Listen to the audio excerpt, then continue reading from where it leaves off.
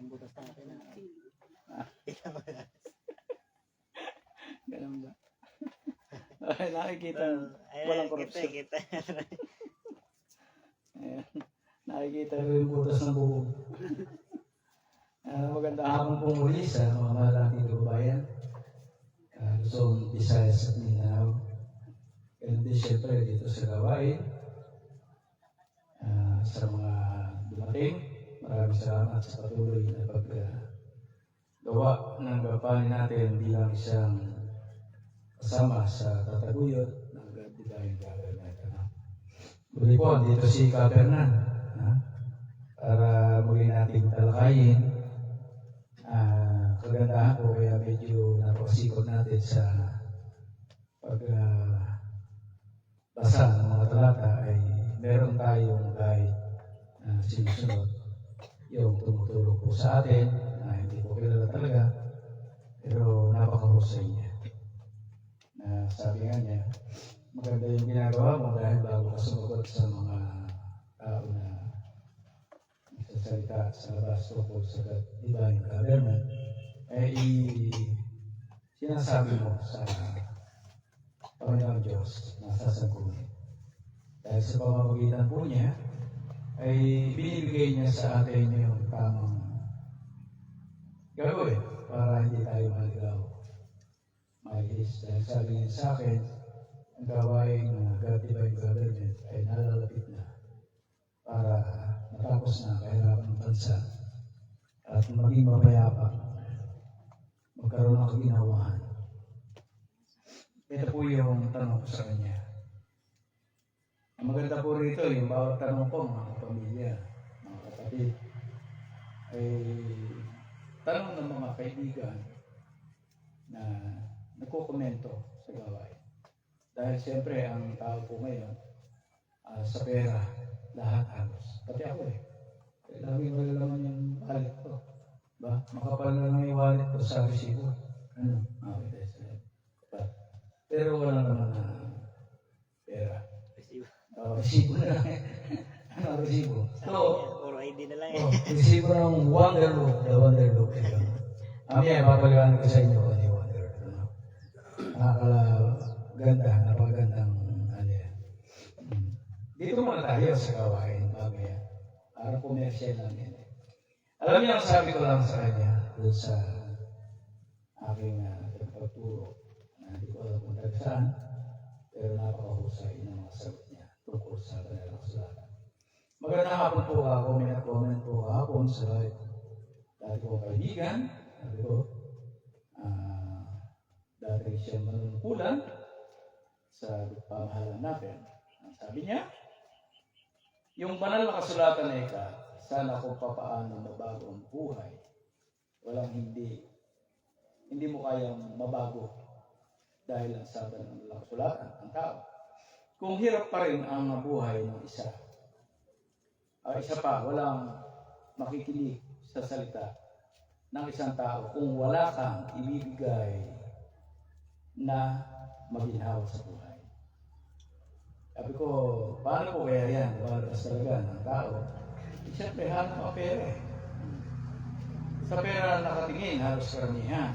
Dahil talagang hirap ng buhay. Gusto ko pong ilusog ito sa live ko. Kaya nga kanina, putol yung live natin umaga, kaya ito tuloy po natin hapon. Dahil wala po ng signal dito sa area. Sabi ko, pwede ko po ba siyang sagutin sa live? Ito ang sagutin niya. Maganda po ito, yung tema na nangyayari sa atin. Sa mga taga-Sword, taga Divine Government. Kaya ko po sinisiki ang sa YouTube para hindi mapura. Pwede nyo balikan, mag-aralan, o ano. Ganun pa rin. Ano lang sabi niya sa akin? Magandang hapon din, kapatid. Naiintindihan ko po yung comment na yan. Intindi niya agad. Agad. Sabi niya, masakit po. Talaga lalo na galing sa dati niyong kaibigan.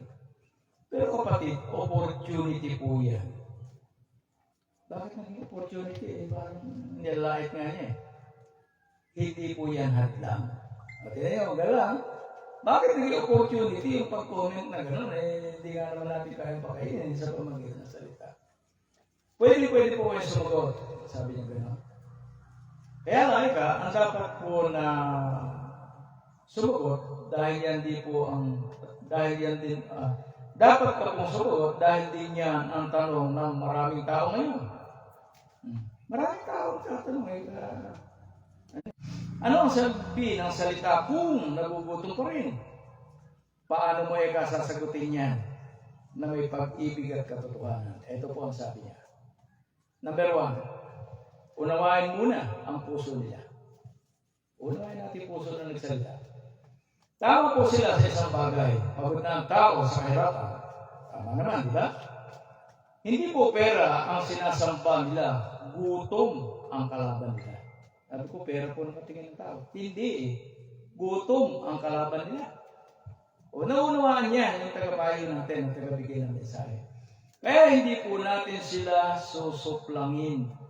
Sa aming susuplangin, kukontrahin. Aakayin natin. Ang sagot mula sa Biblia, yan ang tamang sagot kanya.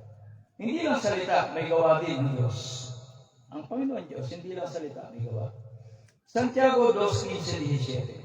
Kung ang isang kapatid na lalaki o babae ay hubad at walang kakainin araw-araw, at ang isa sa inyo ay magsasabi o magsabi sa kanila, magsiyaong kayong payapa, kayo'y magpainit at makabusog. At gayon din, at gayon may, hindi ninyo ibinigay. Hindi ninyo ibinigay sa kanila ang mga bagay na kinakailangan ng katawan, anong mapapakinabang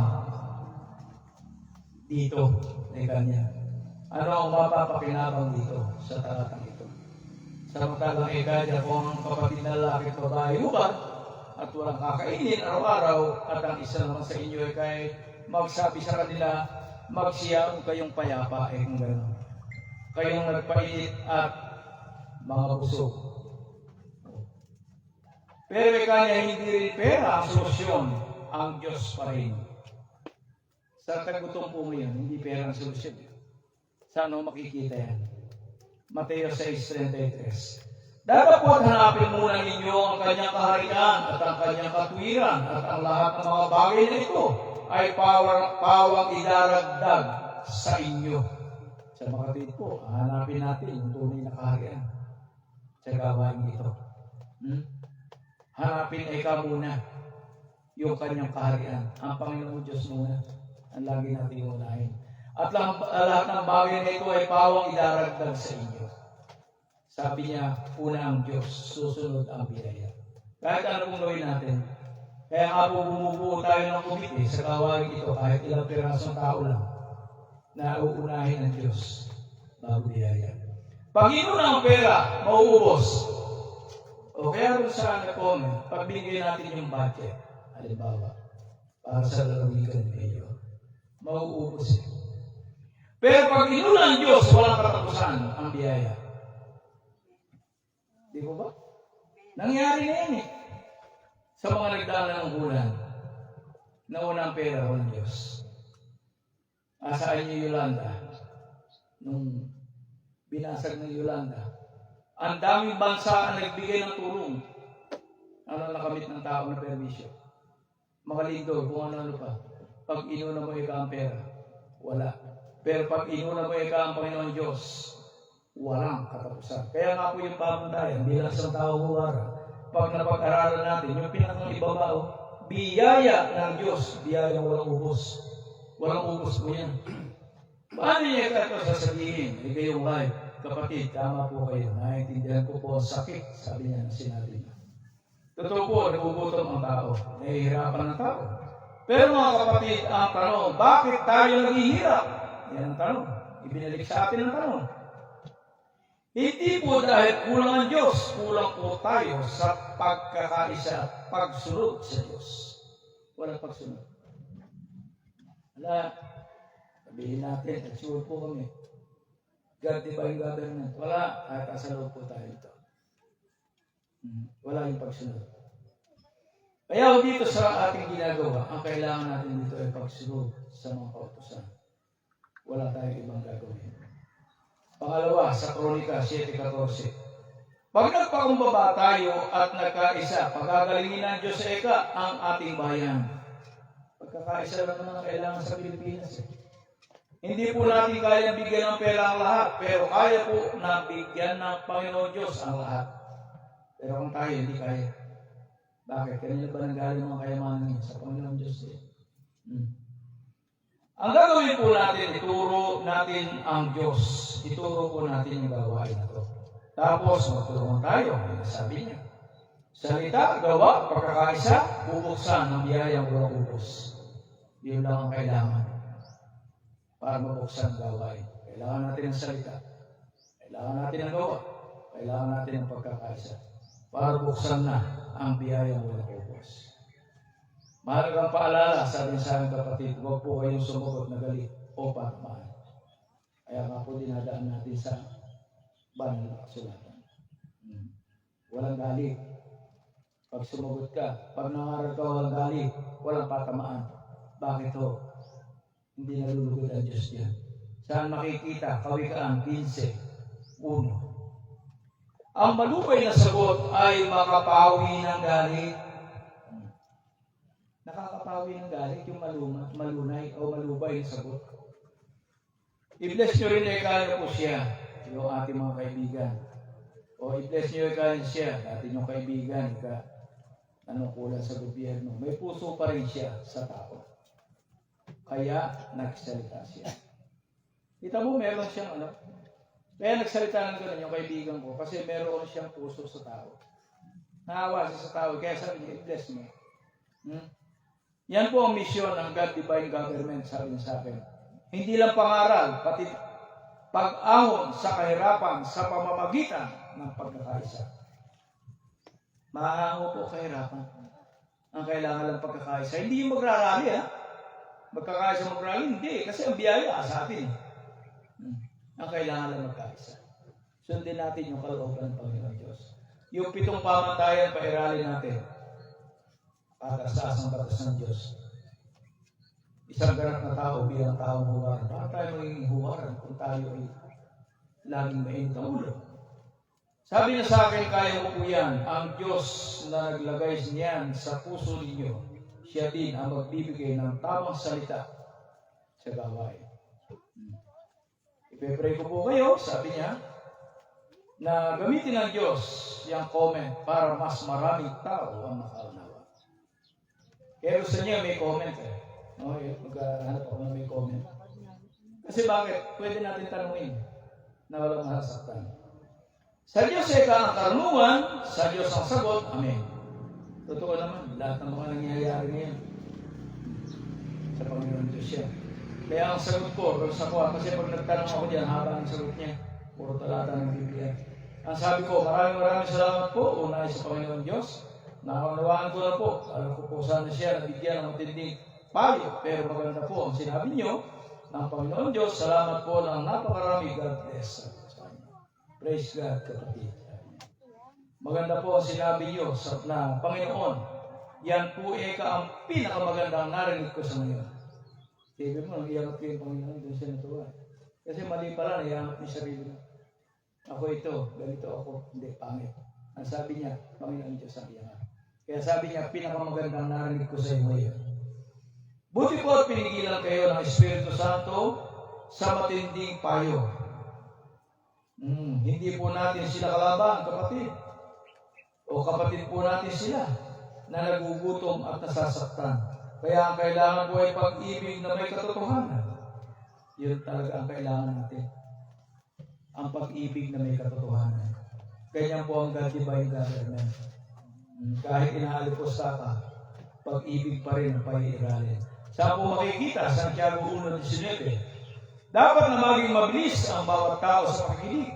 Mabagal sa pagsasalita. Mabagal sa pagkagalit. Yung palang dapat gawin ng mga tao. Dapat ay maging mabilis sa bawat tao sa pakikinig. Kaya kailangan kung may mga nagkasalita, bilis ka, bilis ka agad. Mabagal naman ika sa pagsasalita. At mabagal sa pagkagalit. Naalala ko pa nung una na naglalay ako. Na may problema sa sexual, banat ako. Lahat, kinakagalitan ko. Mali. Hindi pala dapat, tingnan mo yung mga payo. Yung pag yung mga dati kong kaibigan, babakbakan ko rin, sasagot ko mali. Dapat akahin natin sila sa magandang halimbawa. Yan po ang God Divine Order. Sabi niya, kapatid, yan po ang patunay na gumagalaw ang Diyos sa inyo. Bago po kayo sumagot sa tao, kinakausap muna kayo ng Diyos. Siya kasi yung mensahero natin. Bawat may tanong ko sa kanya. Kaya ika niya sa gawain ito, sa Sabado, ika niya, hindi po kayo magsasalita ang Diyos. Dadaan lang po sa atin yan. Alam ko po, mabigat ang puso, yun ang comment. Lalo na galing sa kaibigan, mabigat ay kaya ang puso mo, sabi sa akin. Pero ginamit po ng Diyos yan para mas tumibay kayo at mas lumawa ang pangunawa ninyo. Totoo naman po. Kita mo si Kuya po nga kami, nakaibigan ko na. Dati, nagtatampo-tampo. Ganun lang. Hindi ko ano yung ayon, ayon na natin. Ganun lang naman yan eh. Wala naman pagkakagalit-galit eh. Di ba? Sabi niyo sa akin, ito pa, naiyak po ako sa tuwa kasi hindi niyo pinili ang pride. Pinili niyo ang Panginoon. Ang galing ng mga payo niyo sa akin. Paano kung bibitiwan ang gawain ito? May dumadaloy sa atin lahat ng biyayang mga salita galing sa Kanya. Sabi niya, naiyak po ako sa tuwa. Hindi mo, scientist niya, napapayak natin. Ano? Hindi niyo eka pinili ang pride. Pinili niyo eka ang Panginoon. Sabi niya, magpahinga po kayo ngayon. Ipagpe-pray ko po kayo.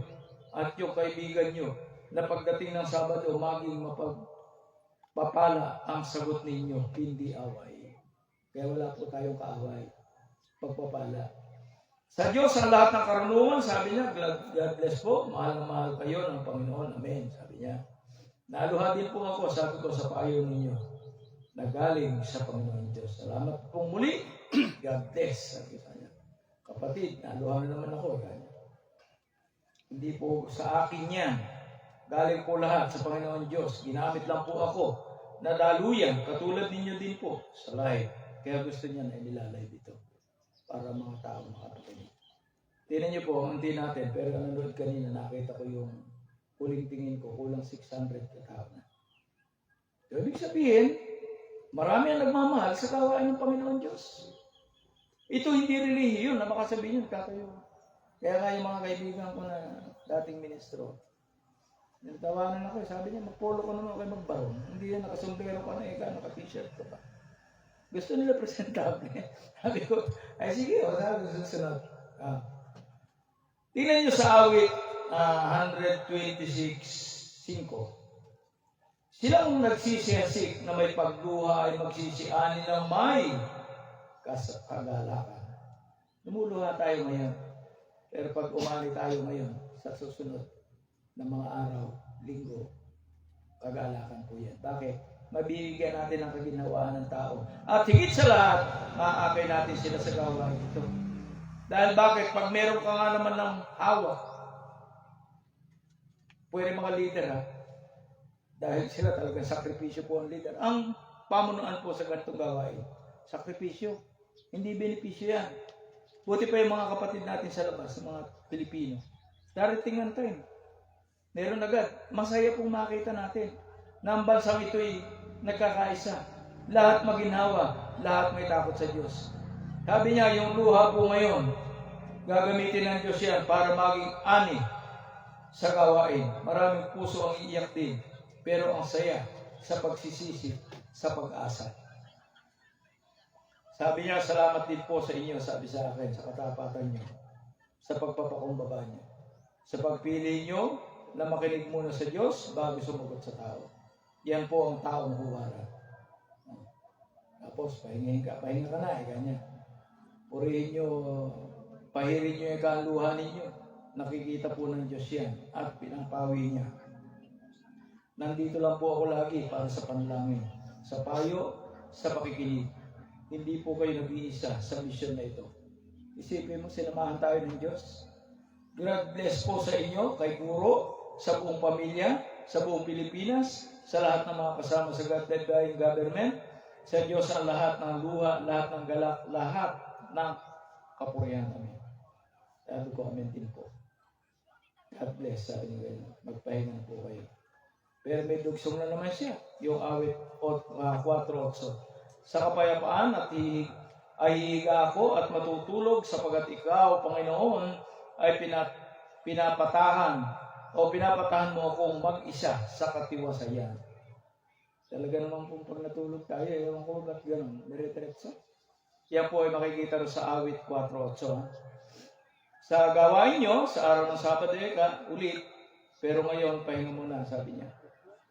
Nanalo na po kayo ngayon sa puso. Nandito lang po ako mahal po kayo ng Diyos, mahal po kayo ng bayan, mahal din po kayo dito. Yun. Tapos, meron pa akong huling sinabi niya, may tanong pa po ako, kung gano'n, may mga taong mapagmahal sa salapi at mga bagay sa mundong ito. Sabi nga niya, ito ang tamang sagot. Mga taong mapagmahal sa salapi at sa mga bagay sa mundo, pwede po ito ay 5 minuto hanggang 7 minuto. Pagbabahagi, sabi niya sa akin. Aralin ang puso na nakadikit sa mundo. Talata sa araw, sabi niya. Timoteo 6:10. Sapagkat ang pag-ibig sa salapi ay ugat ng lahat ng kasamaan. Pagkamat kailangan natin yan, ay ugat pala ng kasamaan yan. Yan yung 6:10. Kaya nga ang sabi nga rito, ang sabi ng guro natin, pag lahat maginhawa, ano pa ang salapi? Hindi gawain ng Diyos. Kaya nga itong programa na to, ang sinasabi nga niya rito, 3 oras lang po ang trabaho ng tao. Isang araw. Pero ang sahod mo malaki. Ang pinakamababaya na rito, sinabi niya na 400,000 sa araw. 3 oras. Saan gagawin yung kaperna niyo iba? Sa Panginoon Diyos at sa pamilya. Kaya maginhawa ang buhay ng kapwa natin Pilipino. Asan ang katulong mga kaperna ng mga foreigner po yan? Nakalagay po yan sa Biblia. Wala po tayong binabago dyan. At yan din ang sinasabi ng ating guro. Sa 1:2:15-16, ito yung sinabi. Huwag ninyong ibigin ang sanlibutan niyang bagay na nasa sanlibutan.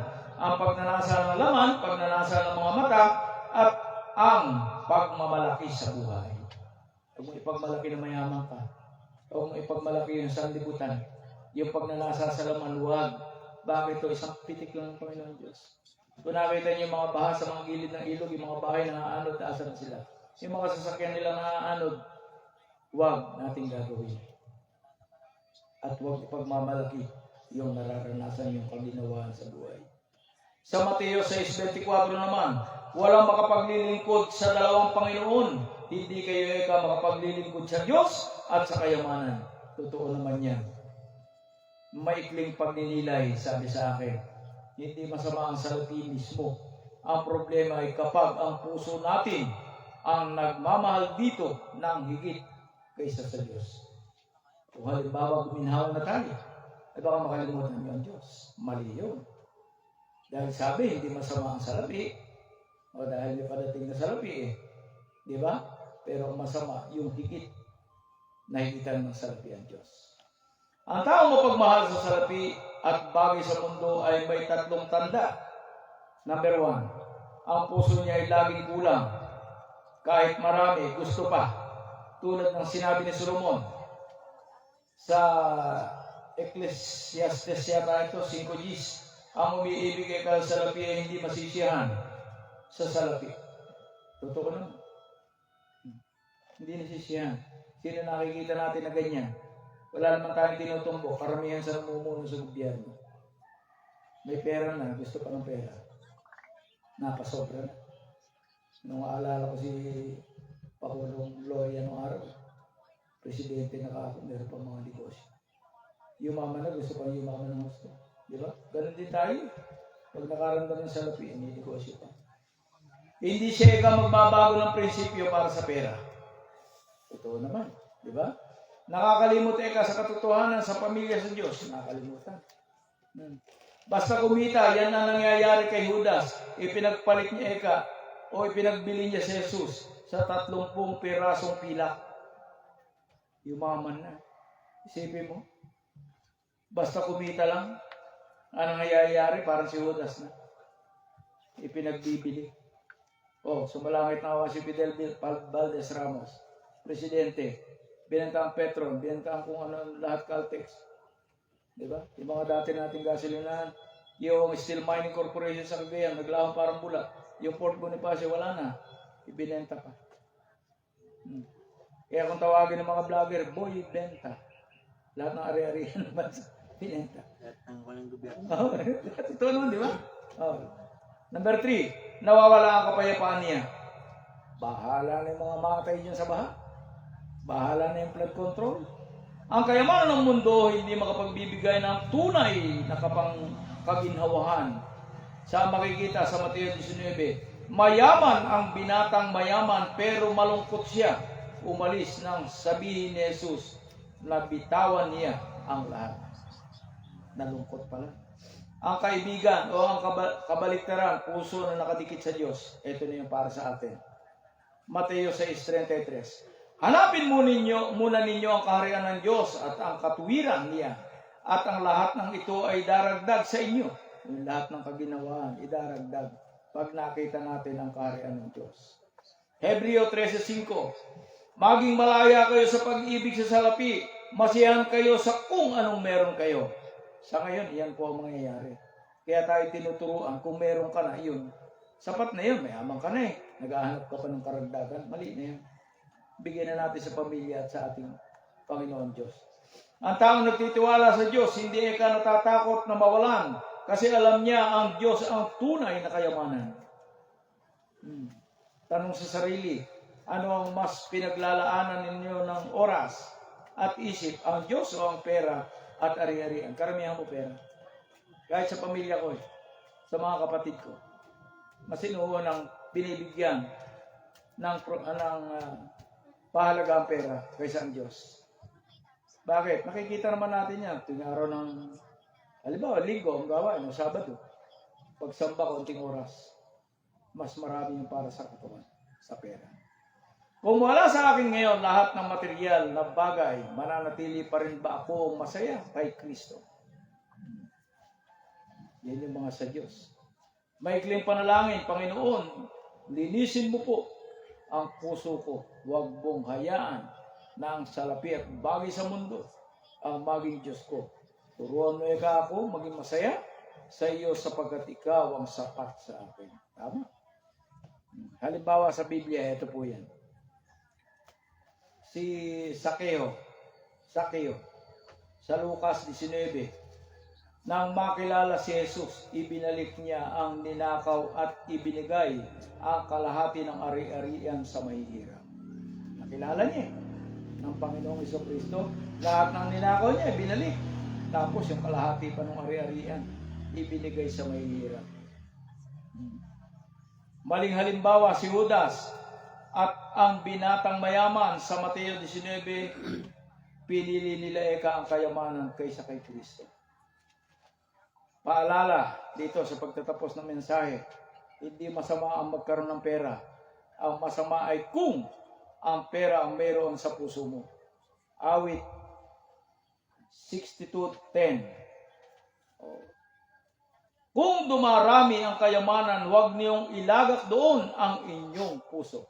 Tama. Ito ang comparison ko. Puso para sa Diyos. Puso para sa salapi. Ang puso para sa Diyos, nakatuon sa Diyos. Mateo 6:33. Hanapin muna ang kaharian ng Diyos.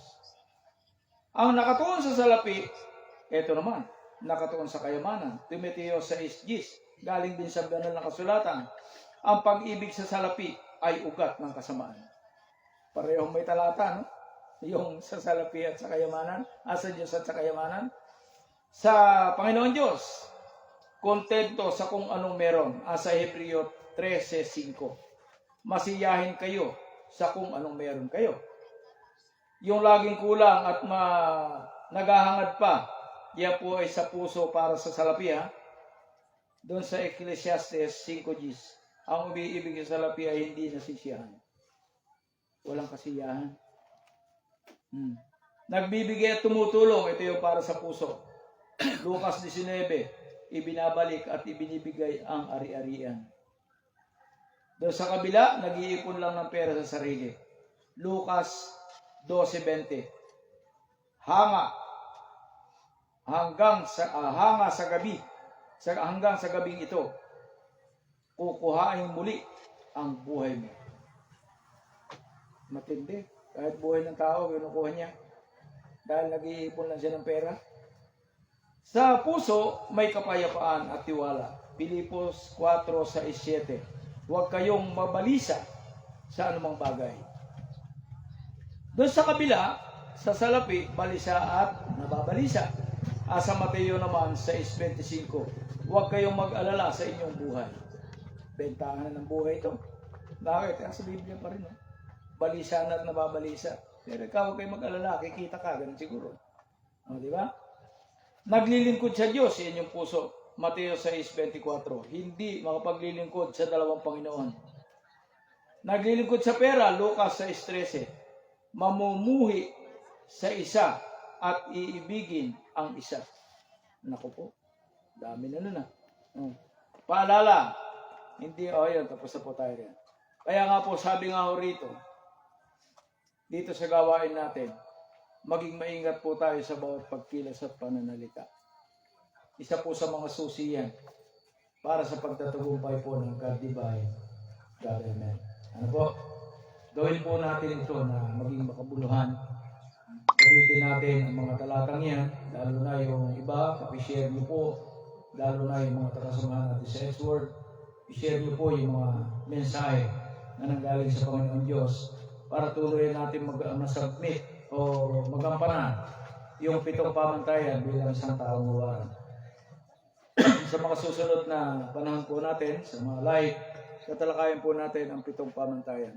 Yung kataas-taasang batas ng Diyos, andyan po yan. Ilalay po natin yan. Pangalawa hanggang pang-7 na kautusan sa gawain ito. Tatalakayin po natin yung sa banal na kasulatan. Yung bago po natin tapusin ang ating live, ito po, hanap buhay lang. Kung may gusto po ng Wonder Loop, ay napakaganda po nito. Luzon, Visayas, Mindanao. Kahit maubusan po kayo at gumagamit kayo nito, maubusan kayo ng tubig at langis, walang katok ang makina. Protection po ito sa makina ng sasakyan. Ang inventor po nito ay si Ricardo Ponsalan, Pilipino. Napanood po yan sa kay Corina Sanchez, kay Julius Babaw. Marami na pong nag-endorse dito ng mga announcer. Sa mga motorsiklo, lahat po ng klaseng makina. O dito sa Mindoro, dito ang ating MC. Maraming sakyan na Wanderlo. I-demo po niya sa kanyang page. Kita mo naman. Lagagad yan. Dito po, pwede kayo mag-extra income. Pwede niya kayong bigyan ng ganansya.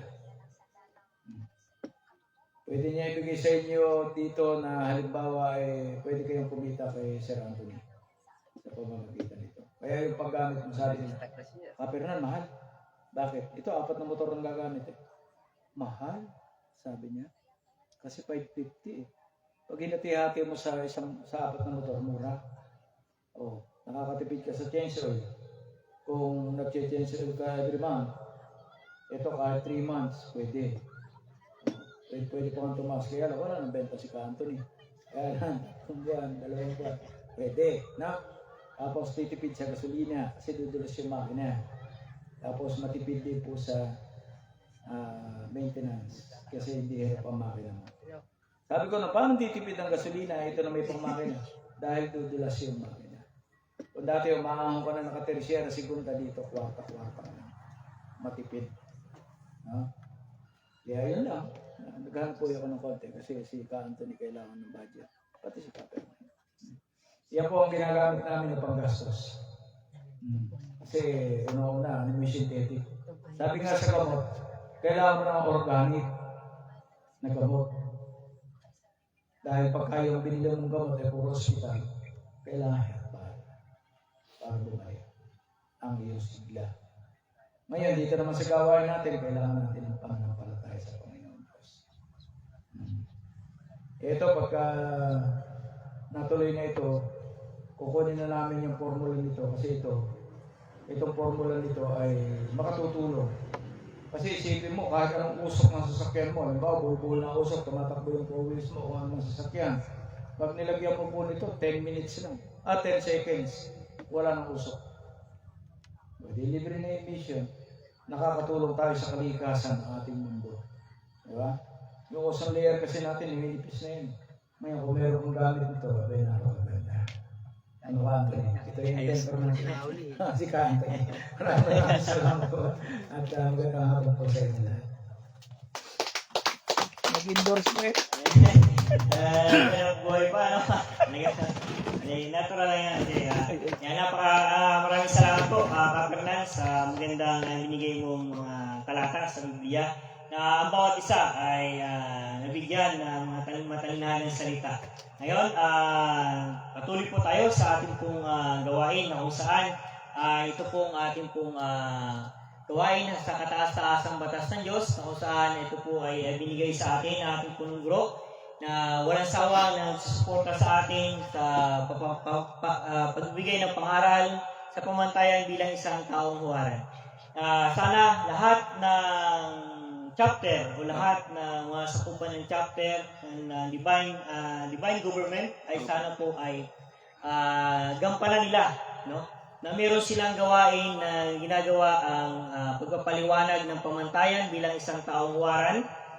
At yung bawat na nakalagay sa ating pong pinapagawang tarpaulin, sana po ay magampanan nila. Kasi ganun po, bilang isang sundalo ng Panginoon, ganun po kasi pag ikaw ay isang sundalo ng Panginoon, nakatuon po sa Panginoon yung mga gagawin, no?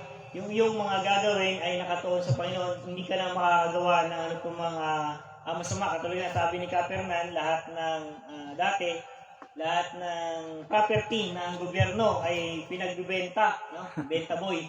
Kasi nasaan na ngayon? Kaya yan po yung isang dahilan kung bakit po naglagpak yung ating ekonomiya dati. Bininta na sana bago sisikihin ngayon yung ating humawak o mga presidente na hawak, no, sa kasalukuyan. Kaya yan po yung isang dahilan bakit sabi nga ng isang Pilipino, kung siya ay isang umaangat, inihila po ba? Kaya ganun po yung isang kagalian ng Pilipino na dapat nating kailangan tanggalin. Dapat kung ang isang Pilipino ay umuunlad, dapat nating tulungan lalo, no, para yumabong yung kanyang ginagawa o kanyang yung kanyang negosyo o kanyang alituntunin para sa kanyang buhay, no.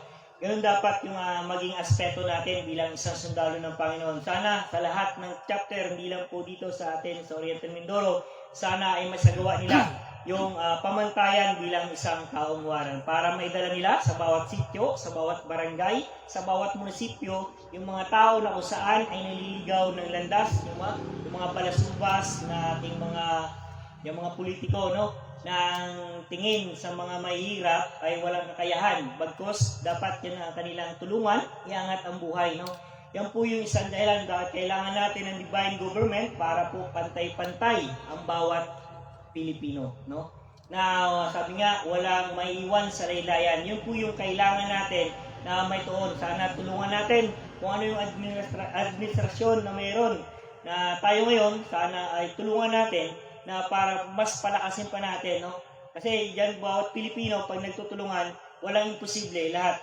Sabi nga ni Sir Kapernan, yung pagrarally hindi po yun isang solusyon para makapagligtas o makapagpaganda ng bansang Pilipinas. Ang kailangan po natin pagtulungan, pagiging natin ayos, pagtulungan lahat ng mga kailangan, no? Yung mga propaganda na pwedeng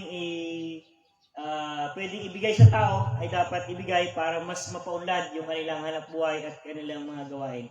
At sana hamon ko sa lahat ng mga leaders o lahat ng mga namumuno sa ating H-word ay pag-igihin niyo po na natin ng todo at ang ipalaganap natin ay yung ang ating pong kataas-taasang batas ng Diyos, no? Yan po yung number 1 kasi pag may puso ka, pag daladala mo ang pamantayan bilang isang taong huwaran, bilang isang leader, makikita, maging isang modelo ka bilang isang pinuno dyan sa iyong kinalalagyan o region o sa parte ka man ng lugar na kabilang ka o kamiyembro ka sa divine government, no? Yan po yung number 1 na kailangan ngayon, mas lalo ngayon, napakagulo. Hindi lang dito sa ating kundi sa buong mundo, sa ating Senado, sa ating na nagbabangayan na kung saan ang ganon na estilo ay hindi po ganon dapat pagkakaisa ang kailangan natin ng bawat Pilipino. Hindi po kailangan pagbabangayan. Kung sino ang may kasalanan, ay siya siyempre papanagutin. No? Yung po yung isang dahilan na kung bakit na nagkakaroon ng pataasan ang mga opisyalis ng gobyerno. Kaya yan po yung isa sa adikain natin na sana yung bawat yung bawat nanunungkulan ay may ay dala-dala nila ang Panginoon at salita ng Panginoon para pantay-pantay yung trato nila sa bawat Pilipino. Yun lang po at maraming salamat. Sana po ay nailagay sa bawat isipan ng mga leaders na gumaganap dito po sa ating gawain. Ayan, bago po lahat, isa po ulit isang hiwaga na hihingi natin kay Madam Pupi Kahilig para po sa pagbigay mas malawak na pagpaliwanag ng diwa. Palakpakan po natin.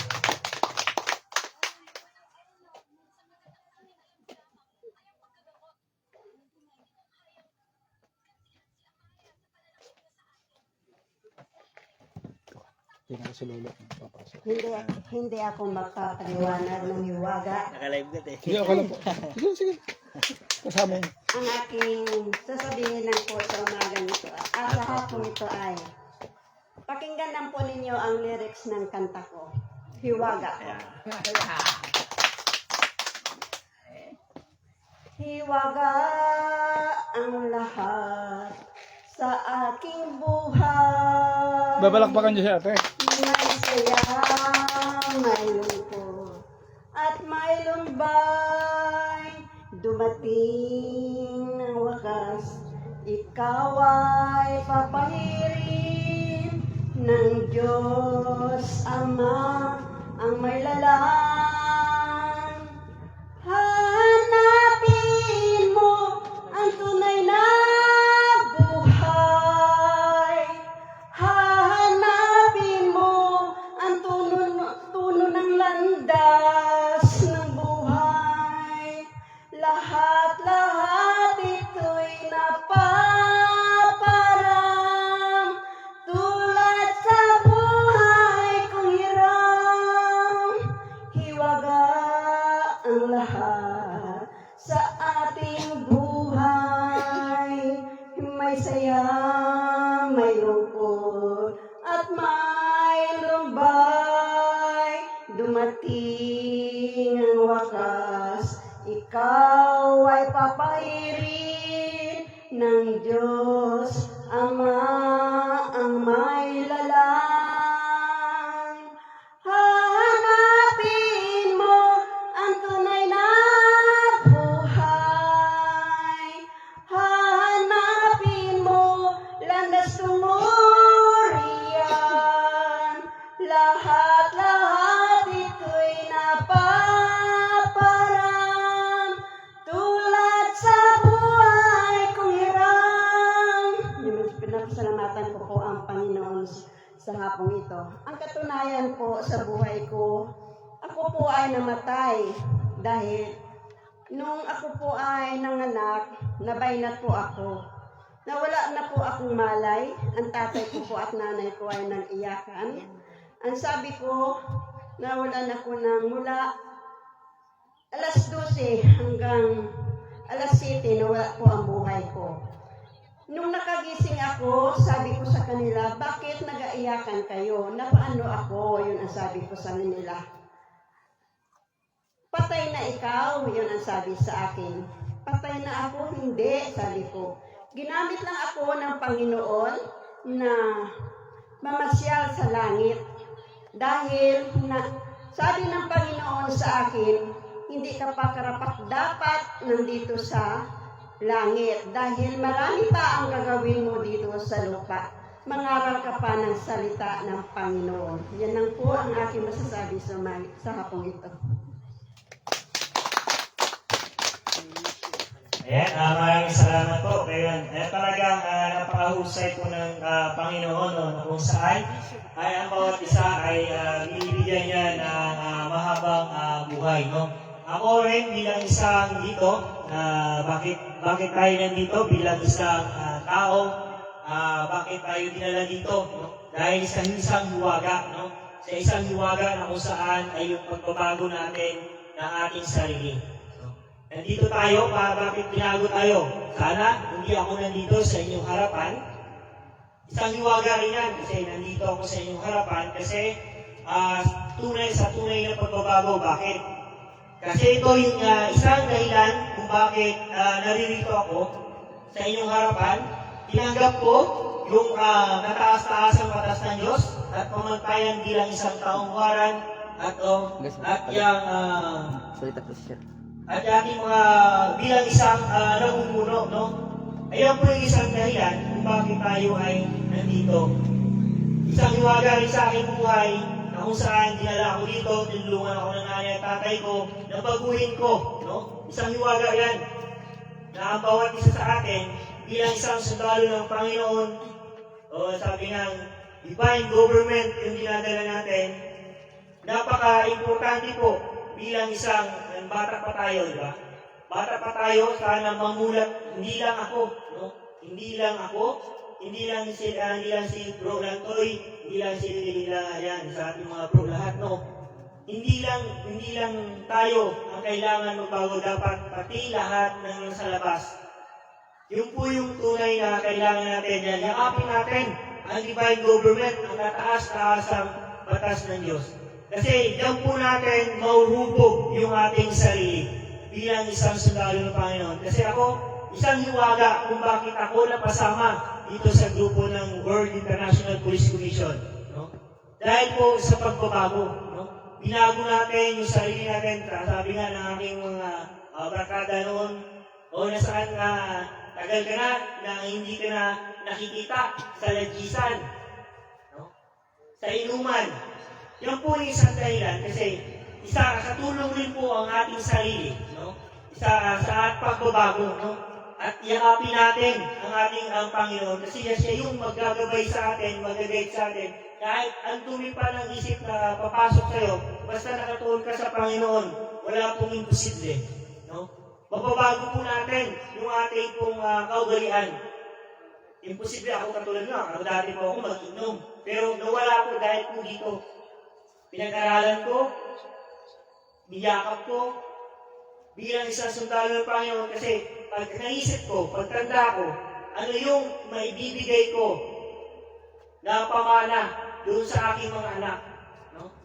Kahit wala akong yaman, yung kabutihang loob, kababaang loob, yun yung mga number one. No? Disiplina, yun po yung number one na kailangan nating ibahagi. No? Hindi lang po dito sa ating chapter, bagkus sa lahat ng chapter na ating sakupan. Sana yun po yung mamulat sa kanila. Ito yung ituturo nila sa mga kabataan, sa mga nanay, sa mga tatay, na kung saan naliligaw po ng landas. No? Yung kalayawan lang yung gusto, ayaw yung pagbabago. Ang nakikita agad, yung biyaya. Nasabihan lang ng biyaya. Ang dami yan, ang dami. May mga biyaya. Pero pagkos dapat hindi kayo doon nakatingin kayo sa Panginoon, sa pagbabago. Kasi yun po yung aligtas na daan para sa pagbabago. Bagaman, nandito tayo, hindi tayo pastor, hindi tayo at tayo po ay nagbibigay ng inspirasyon sa bawat isa na gustong magbago. No? Kaya nga yung iba, wala. Hindi na bumalik, hindi na gano'n. Kasi ayaw nilang tanggapin, no? Ayaw nilang baguhin yung kanilang nakasanayan. Kasi ayaw nilang tanggalin ang paninigarilyo, pag-iinom. Ayong pag-iinom, kung nila ibinili nila ng pagkain, bigas sa kanilang mga tahanan, mas makakatulong pa, no? Yan po yung isang dulot ng masamang dulot ng nagbibisyo. Kaya ako, bilas doon sa naging isang karanasan ko o isang huwaga na doon sa aking buhay, bilang isang nagsasalita na rin dito, isang laking tulong po, no? Yung pagbabago, kahit nasa trabaho ka, magagamit mo, no? Magagamit mo yung pagpapakubaba kasi dyan, marami talaga tayong mga may encounter, no? Na ating mga katrabaho na ang tingin sa sarili ay boss o yung mas mataas pa sa manager, no? Kaya utusan ka na ganyan, pero ang designation nyo parehas lang, yung taas nyo, no? Para sa kayong trabahador, pero yung hasta sa'yo ay hindi maganda. Yan po, kaya nakakatimpi tayo kasi nakakapag-aral tayo, no, ng pamantayan bilang isang taong huwaran. Sana sa lahat ng chapter habang ko, hindi lang dito sa Oriental Mindoro, sa lahat ng Luzon, Visayas, Mindanao, gampanin niyo po yung kataas-taasang batas ng Diyos. Kung kayo man po ay Interpol na sinasabi, hindi po yung Interpol na pulpol, na pagtapos ng meeting nyo ay mag-iinuman, hindi po ganun. No? Kayo po ay Interpol na kung saan tayo ang maghuhubog sa bawat kaugalian ng tao, tayo yung magtuturo. No? Sabihan man tayong buwang, sabihan man tayong loko-loko, at least totoo yung pinaglalaban natin. No? Yan po yung isa sa dahilan kung bakit talagang ipinapaglalaban natin yung programa ng ating punong guro. No? Hindi man kilala yung ating punong guro, sana kilalanin mismo yung kanyang guide na kanyang ibinigay sa atin. Ito po yung isang halimbawa, yung kataas-taasang batas ng Diyos. Wala po tayong sekta na kinakaaliban. No? Iglesia ka man, Katoliko ka man, Protestante ka man, o tinagong punong ka man, wala po. Basta ang ginadala natin ay ang Panginoon. Alam ko lahat ito, bawat isa ay marunong tayo magdasal, gano'n, manalangin. Kaya nga po, ang bawat isa ay kailangan lang aralin ko, no? Aralin ako, bagaman ako, mababaw pa rin yung aming kaalaman. No? Bagkus, pinapag-aralan pa rin natin yung mga bagay na kung saan ay malalalim na pwede natin ibahagi sa iba na nangangailangan ng pangaral, advice, no? Hindi man tayo yung nag-aral ng mga sabing advisory, yung mga ganyan, at least nakakatulong tayo. No? Kaya isang hamon po ito bilang isang kabataan din sa mga lugar, no? Luzon, Visayas, Mindanao, na sana maisip natin na baguhin na natin yung ating sarili, na hindi tayo pabigat sa ating gobyerno, hindi tayo pabigat sa ating mga barangay, no? Bagkus, isa tayo sa magiging isang katulong, no? Sabi nga, bilang isang World Interpol International Police Commission, sundalo ng Panginoon, dadalhin po natin ang divine government sa mas maayos at mas matiwasay na pamumuhay ng bawat Pilipino. No? Sana nga, mapakinggan ng ating presidente, no? ng isang grupo na kung saan ay naglalayong pinaglalaban ng divine government, na ang bawat isa, no? yung mga tao, mga kabataan, sana mahubog. No? Hindi doon sa maling gawain, kundi mahubog sila sa pagbabasa ng Biblia, sa pag-aaral ng magagandang asal. No? Hamon ko rin sa lahat ng mga magulang na baluktot ang kaisipan na sana tulungan nyo yung mga anak nyo. No? Dahil naliligaw na landas, pangaralan ng pangaralan, kahit maglampas kabilang tainga nila, pangaralan nyo po ng pangaralan. Kasi yung po yung number 1 na kailangan ng mga bata. Kasi pag wala nag-guide, napapalayo po. No? Kaya po, dalhin po natin. No? Dalhin natin dito sa ating bahay sanayan. Para maliit pa lang, musmus pa lang, or hindi nakakapag-isip, para ang isipan nila ay makanagad, hindi sabi nga, ma-stack agad yung kanilang magagandang pag-aaral dito sa pamantayan bilang isang taong huwaran. No? Kaya mas maraming salamat kay sa mga live yan sa video. Okay, live yan. Kaya sana hamon ko, no? sa mga namumuno, sa nakakataas, no? Yan po, kahit hindi po membro, yan po yung isang dahilan kung bakit patuloy tayo na naglalaban, na pinaglalaban natin ang divine government. No? Kasi po, ayan yung isang dahilan kung bakit siguro hindi naman po natin nila lahat ayaw ng ibang politiko. Kasi hindi sila makapag-Korean. No? Alam niyo po ang Korean? Oh, kapag may project, si Mayor, ilan Korean? Sabihin ng congressman, ilan Korean? Yan po, kasi ang naiisip nila yung pera. Kaya sabi niya sa Ika Fernand kanina, yung pera ay mahalaga nga po, pero dapat ay nasa ayos ang paggamit. Hindi yung may pera ka na, dadagdagan mo pa, papayaman mo sa sarili mo, hindi mo ibibigay o hindi mo tutulong doon sa mga duka na nangailangan. No? Ako tulad ko, ako isa rin, pero nagtatrabaho tayo para kumain. No? Nandito ako, katulad ngayon, day off ko. Nandito tayo para bawat galing ng trabaho, 6 na araw, tinutuon ko yung aking sarili sa isang araw lang, no? Buong araw na tinutuon natin sa pagbibigay ng mga advice dito sa kataas-taasang batas ng Diyos. No? Sabi ng iba, 7 lang yan, paulit-ulit, pero hindi nila ginagawa. Tama. No? Kahit 7 lang yan. Kahit 7, Kaya. hindi nila kayang gawin. May tamang pagkilala sa Diyos. Sabi, paulit-ulit, pero hindi nila ginagawa. Ayan, kaya nga, sa lahat ng chapter na walang ganito, sana magpagawa kayo ng tarpaulin. Ilagay sa inyong bahay sanayan na para may turo, no? Kung sino man pinuno ninyo nung nandyan, no? Sa chapter, ng bawat chapter. Hindi po yan masama. Hindi po kayo inutusan, no? Bagkus, yan po ay maganda para po sa ikakaunlad, no? Ng inyong mga sarili, ng inyong pamilya. Yan po yung isang dahilan kung bakit yung ibang chapter, walang ganito. Siguro, ayaw nilang baguhin, no? Ayaw nilang sumunod sa pumunuan. Bakit pa kayo magsasabihin divine government kung hindi kayo susunod, no? Kung hindi kayo magpapapasa ilalim sa ating Panginoon?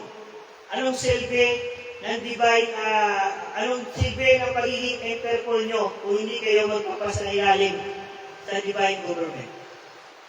Diba? Kasi yung kaugalian dyan po nahuhubog bilang isang sundalo ng Panginoon. Sabi nga, may batas ang pulis ng iba, may batas ang sundalo. Tayo po, sa World Interpol Code International Police Mission, may batas po tayo kung saan hinuhubog natin yung ating mga kaugalian. No? Bilang isang sundalo, ito, pag halimbawa, kapag ikaw ay pupunta sa iba't ibang lugar, kung hindi mo dala-dala ang mapagbumbaba, ikaw ay sinabihan lang na pangit, magagalit ka. Diba? Ito to naman. Hindi, sorry. Pero, siyempre, yung pagpakukuha natin, makakuha natin na matitimpi natin. Kasi nag-aaral tayo ng pamantayan bilang isang taong huwaran. Yan. Malaking tulong po yan, no? Kaya sana, hindi lang po dito sa atin yung nag-aaral ng pamantayan. Sana sa lahat ng eskwelahan, mas maganda. Kung meron ganito, para walang nang babaril na mga estudyante. Diba? Ewan nga, hindi ko rin alam kung bakit ayaw yakapin ng ating gobyerno, no?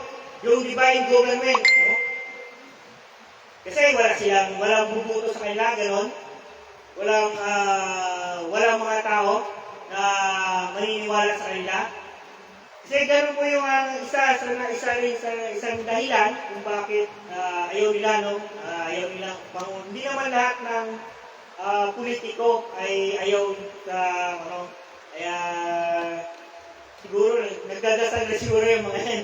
Siguro yung nagkukurakot lang talaga. Kaya sabi nga, sana yung lahat ng politiko ay may takot sa Diyos para hindi na po sila kurakot para lahat ng Pilipino ay angat ang buhay. Sana pag-aari nasyonal, yung budget, diretso agad sa tao, walang dadaan ng iba, walang dadaan ng Punsyo Pilato. Tama nga po yung ginagawa ng nasyonal ngayon. Na-direct na sa tao. No? Hindi man makupya, may bigay lahat. No? Hindi agad lahat, yung bawat isa ay hindi agad mabigyan lahat. Siguro ang pundo ay para lang doon sa limited o sabi nga, 7 milyon na tao ay sa dami ng tao dito sa ating sa Pilipinas. Kaya intindihin na rin naman no, para mas kaya nga yun ang po yung mas maganda no. nababasa natin sa Facebook, mga ganon. Kaya patuloy lang po tayo sa ating pong hangarin na sana divine government po ay yakapin natin para yung lahat na namumuno ay may puso, no? Lahat para tapat sa tao, lahat ay mabibigay para pantay-pantay. Mahirap man yan, wala mong pera, hindi makakain. Yan po yung number 1 na kailangan natin sa bansang Pilipinas. At hindi na po yung nagpatataasan ng ihi. No? Sabi nga ni Sir Kapernan, sa Senado, yan, nagtataasan ng ihi. No? Mga senador, paano pa sila magiging isang huwaran na public servant kung gano'n ang mga asal nila at pag-ugali? Magaling pa yung mangmang at walang pinag-aralan, no?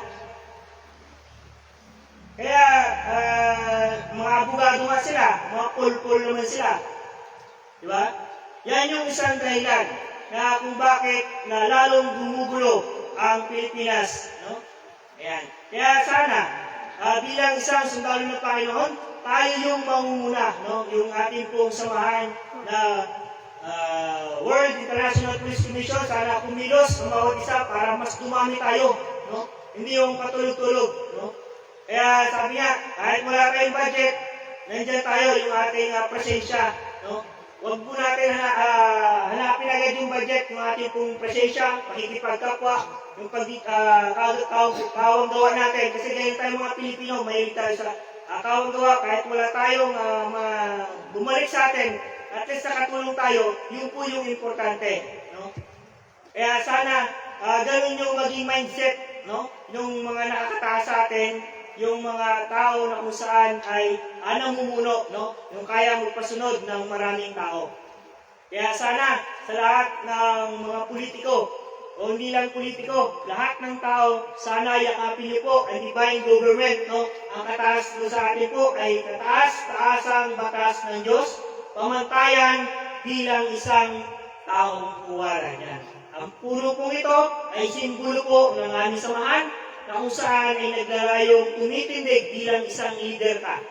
Leader na puno na tinatawag na isa kang matibay na puno. No? Puno na kung saan dumaan man ang bagyo tunos, hindi ka kaya tumbahin kasi ikaw ay isang puno, leader, modelo na pwedeng angaan ng bawat miyembro ng World International Police Commission at Divine Government.